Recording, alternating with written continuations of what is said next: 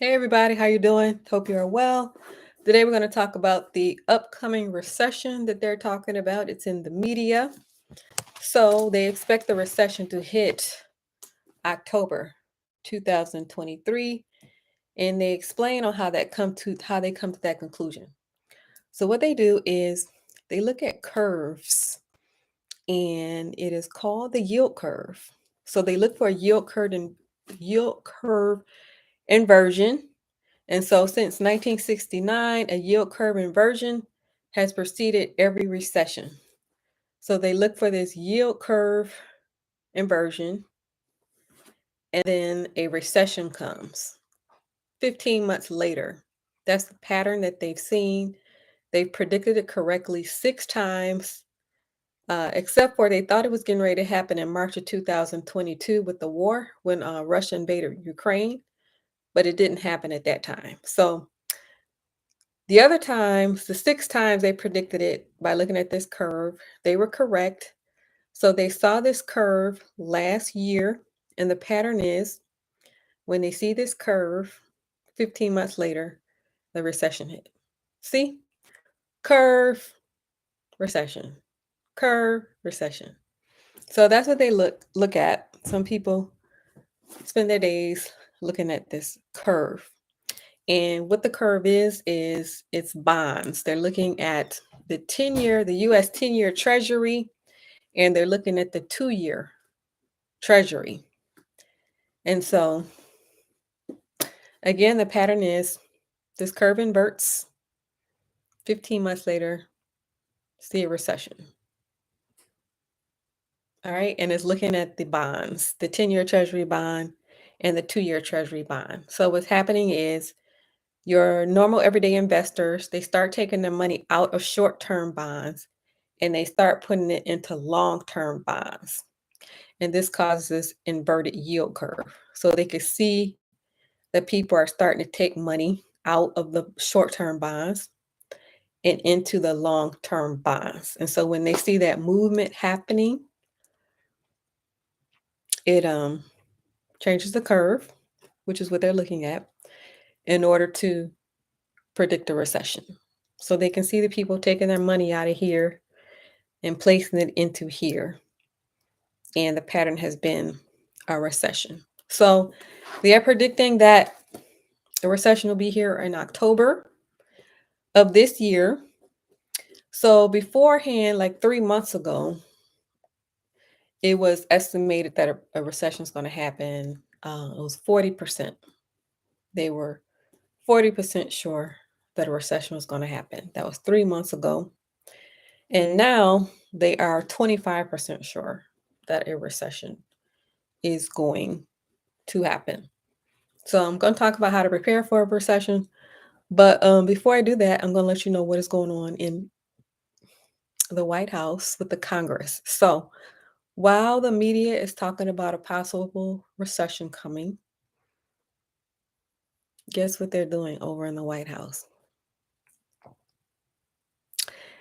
They're trading stock options. So Nancy Pelosi's husband, just bought $2.6 million worth of stocks. But he bought 2 stocks in particular. If you're interested in what those 2 stocks are, sign up for my stock class, right? Especially if you're not in the stock market. So Nancy Pelosi's husband, he bought $2.6 million worth of these 2 stocks. And let's see. He just bought them recently, May 24th. These are options he's doing. Nancy Pelosi's husband is doing options. So he bought these stocks May 24th, which was last month, set to expire June 16th, which was a couple of days ago. And guess how much money he made in 1 month? So 2 stocks, $2.6 million he put in. The 1 stock, he made $933,000. The second stock, he made $1.7 million. This is in 1 month's period of time with options trading, trading 2 stocks. And that is what they're doing over at the White House. Don't you find that to be interesting? Like the rest of the world is talking about a recession. And then over here, you just made almost $3 million in 1 month. Don't you think that's interesting? I do. So, Congress, they have about 78 members of Congress that they know about who are trading stocks. That's what your Congress is doing. They're trading options. So they have about 78 members that they know about of Congress who is trading options. So one segment of the population, you're thinking about the recession coming. Some people got laid off. You're thinking about supporting yourself, advancement. I mean, some people don't care about investment, but other people are thinking about advancement. And then over here, you just made millions of dollars in 1 month trading options. Don't you think that's interesting? I think it's interesting. All right, so how to prepare for the recession. So first and foremost, if you forgot about this person, I'm here to remind you.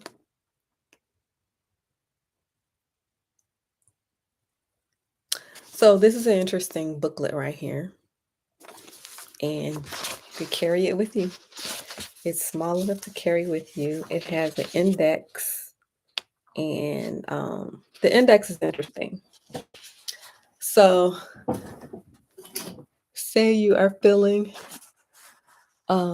discouraged, or you're worried, or you're lonely, depressed, dissatisfied, condemned, confused, tempted, angry, rebellious. How do you feel today? How do you feel? Or how did you feel when you wake up? Fear, in need of fellowship, in need of courage, in need of patience, in need of peace, lukewarm spiritually, in grief, in doubt about God. You need confidence. Trouble hit your life. You have a physical sickness. Goes on. Financial trouble, marital problems, deserted, don't understand God's ways, waiting on God. So, how did you feel when you wake up this morning? So, let's say you were looking for peace. So they say the peace is over on page 130. So we're going to go over here to page 130.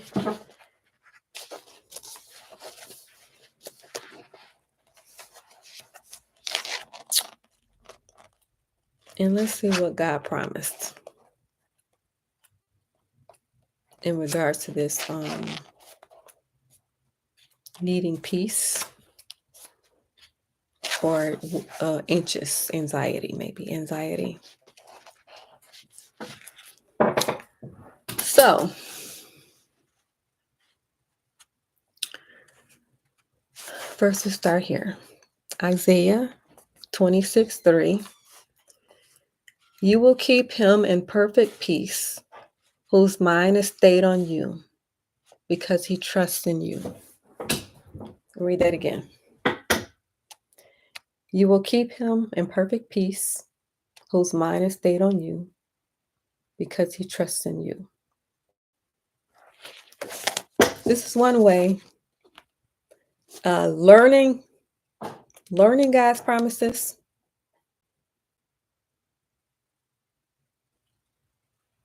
And keeping it with you. What did he promise? First of all, you have to know what he promised, right? Then you can learn it, or do both simultaneously. All right. So, the other ways, how do you prepare for a recession? Well, you save your money for emergencies. Save your money for emergencies. So, if something happens, if you were to lose your job, um, the other things that come with recessions, then you would have money because you saved it. You saved money for emergencies. So, getting into the habit of doing that. Um, some people have an emergency fund, like a 6 months to 1 year emergency fund of cash. Some people do it that way. Other people do it through investing. So it is better to have the cash as emergency fund, but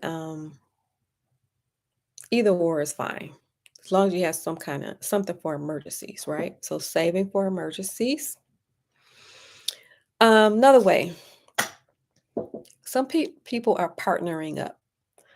Like even though the home prices are high, mortgages are high, inflation is high, everything, people are still buying property and they are partnering up. So two are stronger than one, right? Even though one is doing it alone because one is pretty strong, but two is stronger than one. So some people are partnering up. I bring this percentage for a down payment. You bring this percentage for a down payment. We buy this property and we split the income. So some people are out here working together. I've even seen a story where this lady, she had help. Um, she was not a person of color, but she had help and she knew a man who was willing to give her the down payment and put the property in his name and let her collect the rents. Have you ever heard of something like that? Wow, have you ever heard of something like that? So he gave her the money for the down payment. He put his name on the building and let her get the rents. Talk about help, boy. Have you ever had help like that? I know I have not. But that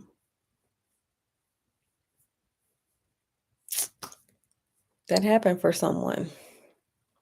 So some people are partnering up. Some people are helping other people. Another thing you can do, start learning other ways to make money outside of a job. Because yes, a job is important, but what if they snatch that job from you? Like a job should not be the only source of income, which it is for the vast majority of people. But learning other ways to make money. So if I start this business, is this business going to generate money? If I do this side hustle, is this side hustle going to generate money? If I do this project, is this project going to generate money?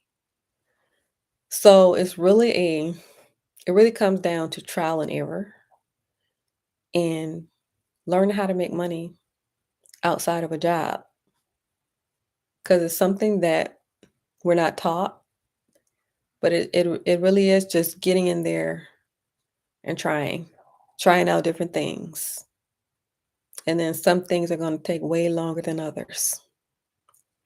So learning how to make money outside of a job, in the event that that job, they come snatch that job, you'll have other things that are bringing you in money. Another way to prepare, um, multiple streams of income, figuring that out. So working on that daily, just like you would work on anything else that is important to you on a daily basis. Working on income producing activities every day until you figure it out. All right, so how do we prepare for a recession? Learn God's promises. Very important. Save money. Save an emergency fund. Do that in cash or investing or both. You can partner with someone if you know someone. A lot of us do not know anyone who wants to partner. And then if you have someone who is willing to help you, like this one woman I saw. Oh, it was very interesting. I mean, I never saw anyone being helped to that extent before. So that was interesting. Like, um, it was real philanthropy. Like he wasn't trying to get anything out of her. He was just helping out of the goodness of his heart. Um, so partnering and then figuring out this multiple streams of income thing, very important. So we kind of learned that from the pandemic, how important building your own thing is, right? I think a lot of us woke up to that, how important multiple streams of income is. All right, so they predict the recession will be here in October. All right, and so you will be okay, right? We made it through the pandemic, so you will make it through this. And then some people will even be thriving because they've been waiting for this. Um, they're waiting for people's homes to get foreclosed on so they can go buy it. Right? And if you are fortunate enough and you're in that position, then that opportunity is available to you too, to start looking at foreclosures. And then for people who are not interested in foreclosures, there is still property out here that is affordable. Even though the media is telling you the opposite, you just have to know where to look. So some people are still continuing to purchase property as if nothing is happening. So everyone is not at a standstill. They are continuing business as usual. All right. So, but you have to do what is right for you and right for your circumstance. All of us are in different circumstances, different situations. So if you like the channel, please hit the like button. If you're not a subscriber, please hit the subscribe button and notification bell next to it so that you won't miss the episode. Leave a comment and let me know your thoughts.